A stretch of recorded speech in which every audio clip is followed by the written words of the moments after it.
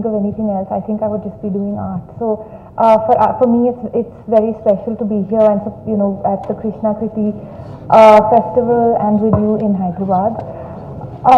Some of you may have heard of our auction that was held in December in Bombay.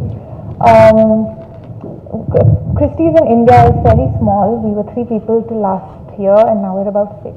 So we're still tiny, but we're very passionate about the arts, and we're very keen and happy to talk about art, show art to people. It's not just about buying and selling. It's also about educating and creating an awareness for the arts across the board. So in my presentation, I'm going to talk a little bit about how we curate a collection for an auction, but also how you could start with collecting and as much and festivals like this as possible. So you expose yourself to the various types of art forms that are available, and you familiarize yourself with the artist. I think one of the big problems that most people have when they're building a collection is they don't really understand their own taste. And I think the most important thing you have to do is start by understanding yourself. Start by understanding whether you like photography or video or paintings. It has to start. We have a number of areas that we contact for material. Christie's is a secondary marketplace, so that means we don't go to artists directly. We work with, we go to either collectors, or collectors come to us, or sometimes galleries. But generally, we're looking at collectors who may have had works for a few 20, 30 years, like the Keku and Khorshad Gandhi collection that we sold last month. That is really the ideal situation. The driving forces of the market, which I mentioned a little bit earlier, are of course the collectors, museums, auction houses, which is quite market oriented, galleries, dealers, art fairs, and then the private museums. These are really the people who are setting prices, because this is where you buy works, and an auction especially is very transparent, so you'll see the published price. That is also a good place to educate yourself on price points. Of course, sometimes, and what we like about auctions is sometimes you get people bidding quite aggressively.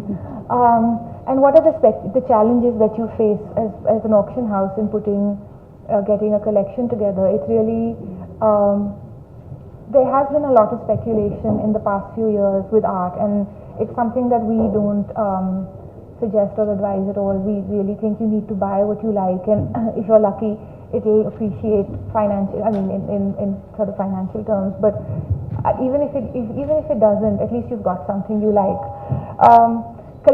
Where do you find this material? It's not in a gallery. It's invariably in someone's house. How do you get into those houses? How do we access these people?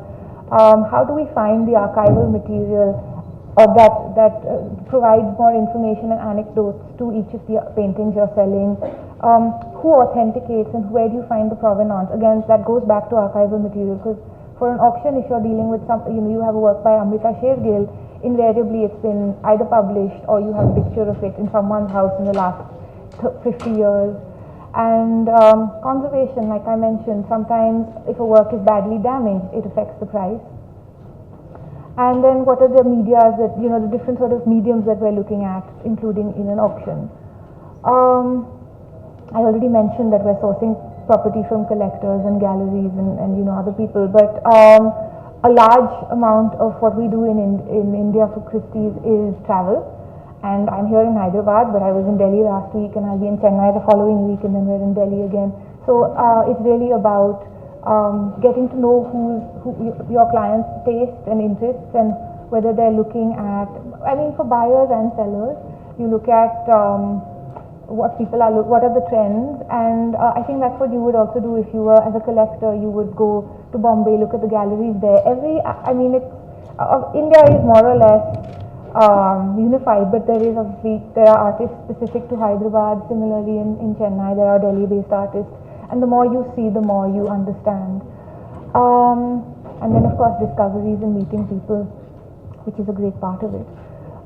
This is really the process that happens in Christie's. That's my colleague in New York. As soon as an artwork comes in, we start with a lot of paperwork.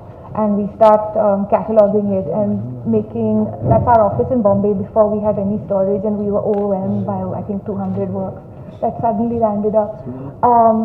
And so we start cataloging. You measure the works, you check for condition issues, you check what the medium is, you start researching them in all the books that you have, and putting together a story for these works. That is going back to our warehouse in New York, which is now sort of what we have in Bombay as well. Obviously not everyone, I mean, you, as a private collector, are not going to do this, but it works really well because it's got, it's minimal in sort of, it takes the space minimally, but it also keeps things safe and well stacked. Then we photograph all our works, and that's our photo studio in New York. No. And there's we go back to our paperwork and we start laying out our catalog. Once we have all our material together for an auction, like I said, we start looking at research, and this was all for the Keku and Khorshad Gandhi sale that we did last month. We had thousands of photographs. We both know them as well, very well. We're very close art community, and we sort of went into the house, looked for so many photographs, stories, letters, and it became a really nice document. That's the catalog, and so this is really a story of two collectors.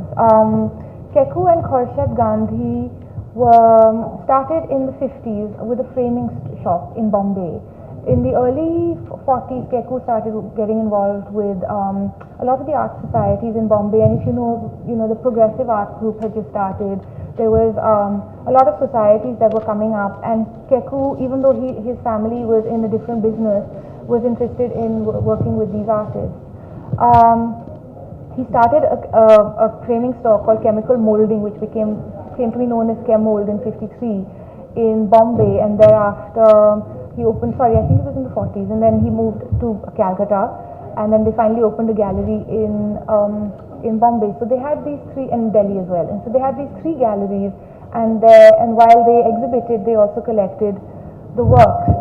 Each work in their collection had a fantastic story. This is more recently, and now the gallery is run by their daughter Shireen. Chemold, as a result, from the 60s became a very important part of Indian art history.